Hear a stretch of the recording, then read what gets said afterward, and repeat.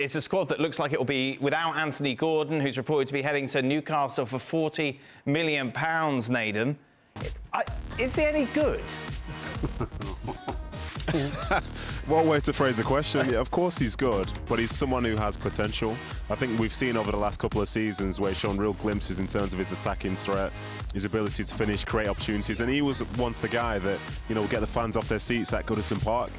Obviously, things over the last few months haven't necessarily been that way, and I think the way he's leaving in terms of not arriving to train and the like isn't going to be great at all. It's not very endearing, but I think for Newcastle, they see a player there who won't just be there for a year or 2 years. It's someone who could be, you know, like a long-term project.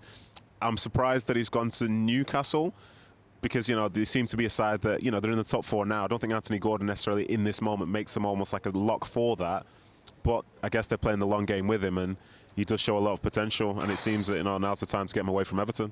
What message are you sending to the Everton fans? You're fighting for your life, and you need everything that's good at your club to try and keep you up, but you're going to sell. But you've got a player who's refusing to go to training. He's kind of forcing their hand, isn't he? I don't agree with that. I don't agree with that behaviour. But at the same time, what message does it send to the fans? That you're getting rid of potentially your best player? But if your best player doesn't want to play with you and you can't trust him, then you may as well get some money from him. Anthony Gordon is a Scouser who was brought up at the club. You're not telling me that somebody can get their arm around him, have a talk to him, and turn his head a little bit. So his agents probably said to him, right, here's how we do it. You're a young kid, listen to me. This is how it's going to work. If you want to leave, then you don't go to training, don't do this, don't do that. And he's probably gone for the bait. Well, then he's got to read the bait. He was saying that in Newcastle the day before. But anyway. But then as soon as the window closes and you don't sell him, then you go the other way. You get somebody at the club, and you get Graham Sharp and all these old players and everybody that means something to Anthony Gordon to say you need to. The fans know that in your hour of need you've turned your back and wanted to leave. Let me tell you something. Anthony Gordon stepped on the field when the window's closed and scores a goal and they win 1-0. There's not going to be one Evertonian try to slap him in the back of the head.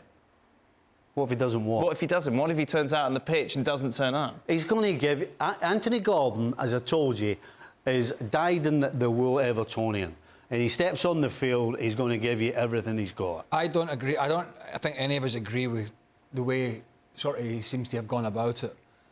However, he was one of the players that basically had to be frog marched out with his car, with people with fans blockading the roads. So, you know, that's not to condone not turning up for training, but it's fresh in a young man's mind. Lots of people get bad advice. Sometimes you've got to make a decision for yourself. Let's look at it from a Newcastle perspective. You've got Almiron, sort of Joe Linton, Alan Saint-Maximin, who's not played so much. Almiron's just lost a little bit of form, just a little bit. He's not playing badly, but he hasn't come back after the World Cup in the sparkling form he was before it. And also, so far, their strategy of signing players hasn't been big stars, and most of them have worked out. Whether it's Eddie Howe or I think it's Dan Ashworth, it's up there, the technical director, I might be wrong. But they haven't gone for the big superstars. They've gone for players that they think will fit in, they'll work hard, and they'll fit in with what they're building. So, yeah, I mean, in some sense, he reminds me a little bit of Modric at Chelsea.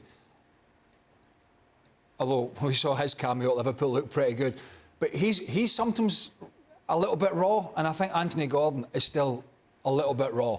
Yeah. Some good things, some inconsistent times, very fast, very pacey, very direct, and maybe going there under Eddie Howe is going to be the best thing for him, to get away from his hometown, and to get away from that nonsense. Because he's raw, he's exciting, because he doesn't play as though he's got any shackles on. He plays like he's playing with his mates, and he gets the chance to go at defenders, and he does it. And if there's one thing defenders hate, it's people running at them. And in today's game in particular, you don't have too much of that. So when you do see it, you get on the edge of your seat. That's what Anthony Gordon does. Thanks so much for watching ESPN on YouTube. And for more sports highlights and analysis, be sure to download the ESPN app. And for premium content and live streaming, subscribe to ESPN+.